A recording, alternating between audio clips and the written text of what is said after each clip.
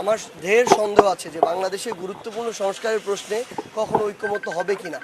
এক্ষেত্রে সরকারকে এটা মনে রাখতে হবে, তার সবচেয়ে বড় দায়বদ্ধতা লেজিটিমেসি হচ্ছে এত বড় একটা অভ্যুত্থান, এত মানুষের জীবন দেয়া, রক্ত দেয়া, এবং সরকারকে স্ট্রংলি কিছু জিনিস দুই একজন ব্যক্তি দুই একটা দলের বিরুদ্ধে গিয়েও নিতে হবে, যেটা দেশের স্বার্থে গুরুত্বপূর্ণ। সো এই জিনিসগুলো আমরা দৃশ্যমান দেখতে চাচ্ছি, যেটা এখন পর্যন্ত পাচ্ছি না। আর আমরা মানুষের কাছে এই বার্তাটা পৌঁছে দিতে চাই যে মানুষের জায়গা থেকে এই পরিবর্তনের একটা তীব্র আকাঙ্ক্ষা বা চাওয়া দেশের সামনে আসতে হবে। রাজনৈতিক দলগুলো কখনো পুরাতন এস্টাবলিশমেন্ট ভেঙে নতুন একটা সিস্টেমে যেতে তাদের আগ্রহ তুলনামূলক কম, কারণ তারা ওইগুলোর সাথে অভ্যস্ত, তাদের ওইগুলোর সাথে বিভিন্ন স্বার্থ জড়িত।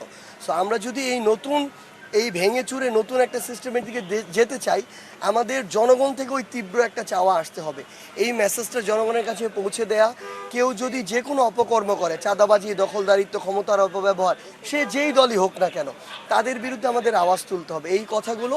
এবং আমরা খাগড়াছড়ি যাচ্ছি, আমাদের পার্বত্য যে জেলাগুলো রয়েছে এই জেলাগুলো আমাদের কাছে আরও স্পেশাল।